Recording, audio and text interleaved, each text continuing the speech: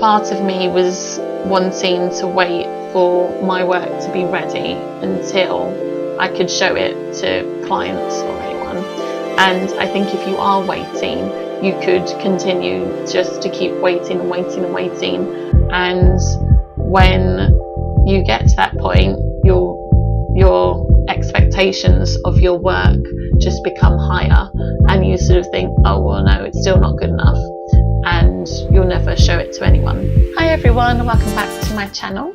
Today's video is going to be a chatting and drawing video. My neighbours are doing some building works at the moment, and I did consider putting off filming this, but the works have been going on for a couple of days, and actually it does tie into this video quite nicely, as today's video is all going to be about excuses and waiting for perfection. I also have an announcement, which is that I'm going to be offering custom portraits on my Etsy shop, which I will link down below. Today I'm going to be drawing a picture of myself on graduation day. Yeah, so I think I'm going to start off by just testing out which colour pencils I want to use. If I can find the end of the washi tape. Where's it gone? Does anybody else have this problem with tape? So I thought whilst I'm drawing, I'd have a chat about excuses. This idea came to me the other day, and I started writing down all the different excuses that I've ever used for not making artwork. So I'm going to be having a little bit of a chat about that whilst I draw. And this is actually going to be the first in a series where I draw and chat about different excuses. Yeah, so today's excuse is going to be waiting for perfection, which I thought would tie in quite nicely to me drawing this picture of me at my graduation. Yeah, so it's going to be a little bit of a story coming up. So I had a really great time at university. I studied illustration, and I really enjoyed all the projects that we did. I really liked working with other people, sort of doing like the group crits, and just seeing like what other people were working on. And I enjoyed lectures, I liked my tutors. And yeah, so overall I had a really good experience of university. Having said that, when I finished university, I didn't really feel that I was ready to go into the like freelance world.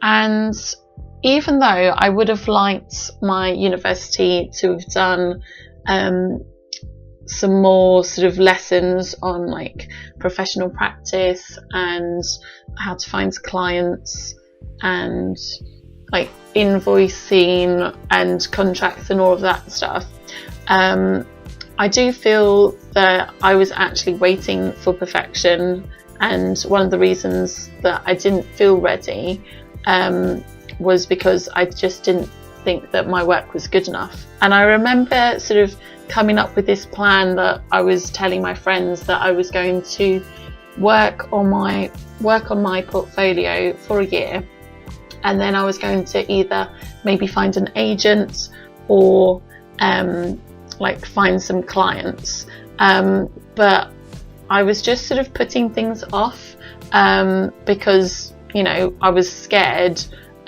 even without kind of really thinking about it too much, but looking back on it now, I know that that was the reason. Like me putting off like showing anybody my work for a year, well, like the year came and it went, and I wasn't showing my work to anyone. I wasn't posting anything online. I didn't have a website. I had a really kind of like ancient phone, which Tom has now actually, but he likes it because the battery lasts for ages. But I wasn't getting involved in like social media, and what like other people were up to and like what was going on like in the sort of field and stuff. And I kind of assumed that by the end of university that I would be ready. Sort of like at the beginning of university, people would ask me, oh, what are you going to do after university? And I used to think that it was a bit of a weird question, because the answer is in the question really. Like, I'm doing illustrations, so I'm going to be an illustrator. But yeah, and I was very optimistic at the beginning of my degree, but then towards the end of it, I think I just became, I don't know if it was more realistic, but I just sort of thought that, yeah, I wasn't really quite ready. I ended up just getting a job in a cinema, which, you know, needed a day job, so that was good. But then I just kind of forgot, I don't know if forgot's the right word, but I just sort of stopped drawing and making things, went through a bit of a dry spell. I think sometimes, again, with waiting for perfection, is you think that it's something that you're going to do sort of like one day in the future. And, you know, it's not something for like right now. And if you sort of think like that, like, oh, I'll do it tomorrow, it's sort of like, I always remember my mum used to say, like, tomorrow never comes. Yeah, so if you keep putting something off. Yes, I thought I would come up with some tips that hopefully would be useful to overcome these excuses. So, tip number 1 would be start showing your work. So this could be start showing your work on social media. So for me, in my sort of dry spell, I wasn't showing my work really to anybody. But yes, I got myself a smartphone and I just started drawing again and sharing the work. Yeah, whether or not I thought it was good or bad, I thought I'm just going to start sharing this. So that could be the same for you. If you're not sharing your work with anyone, you might want to start sharing it on social media like Instagram or Twitter, or you might want to create a website. Alternatively, you can also share your work in person, so you could join a local art group and start sharing your work with other people and maybe getting some feedback that way. Another way to share your work, which is a little bit scary and something I'm trying to get better at, is sharing your work with potential clients. So this is something that I have started to do, and I have a list of clients that I would really like to work with, and I've just started emailing them. It's a little bit scary, but I just sort of think the worst they can do is say no or not reply. If you watched my last video, you'll know that something that I'm working on this year is working on my portfolio. So this brings me on to tip number 2, which is to set yourself short deadlines.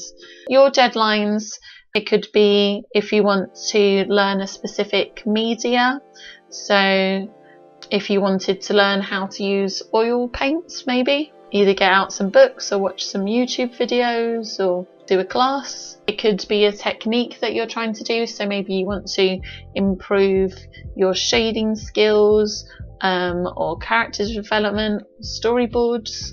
So for example, with my portfolio project that I'm doing currently, I'm setting myself a monthly deadline.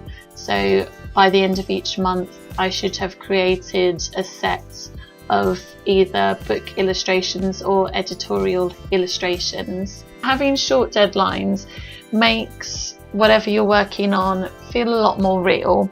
I think being quite specific as well to what you want to achieve is useful as well, so it's not just a kind of airy-fairy kind of like one day I will do this, but you're actually trying to think of like practical things that you can put in place. I feel like you're not just waiting, you're actively doing something, but the trick is that you share your process for how things are going. You don't need to wait until you've got the final finished thing. You could share your rough sketches, your thumbnails. You could do a YouTube video which shares the process of something from start to finish, or a blog post that shows the behind the scenes. Yeah, and I think this really helps other people as well, just to see how much work something goes into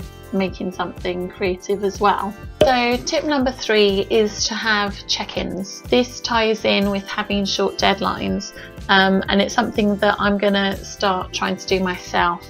So I'm going to be having weekly check-ins. I think I might do this on a Friday, maybe a Friday or maybe a Sunday. It's depending what my week looks like, but I think a day at the end of the week, sort of reflecting on the week just gone, but something just so you can sit down and think, what did I want to achieve and what have I achieved? And maybe you could also break down your goals into like little chunks, just so that it's not too overwhelming as well, and so that it feels that it's something that is quite achievable. So my last tip is to be positive. I think too often we sort of dwell on the negatives, and other people dwell on the negatives as well. We always sort of have a to-do list of things that need to get done, but we don't always sort of focus on what we have achieved already. I would say to focus on the positive. Think about what you like about your drawings. Yes, list the things that you like, or things that you've just done well recently. Maybe you tried something new and scary. Yeah, maybe that was contacting a client, befriending somebody on social media, trying that project that you'd been sort of thinking about in your head for ages, but hadn't actually been brave enough to have a go at. Whatever it is, just take some time to reflect on the positive things. I think my voice is probably about to give up now. Yeah, so I'm just going to finish off doing the background for this image. Also, just to remind you that if you're interested, you can get your own custom portrait on my Etsy shop.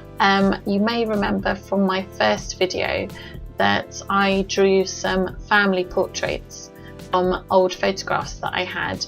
So if you have some old photographs yourself that you would like an illustration done, then head over to my Etsy shop. It could be an old photograph of yourself, your parents, your grandparents, your great aunt. So let me know. Or it could be a photo of you or your loved ones on a special event. Thanks so much for watching this video. I'd really love to continue the conversation in the comments below, so let me know if you have the same problem with waiting for perfection, and let me know what other excuses you use that stop you being creative. Also, definitely subscribe if you want to see more videos like this, and I will see you in the next video. Okay, bye.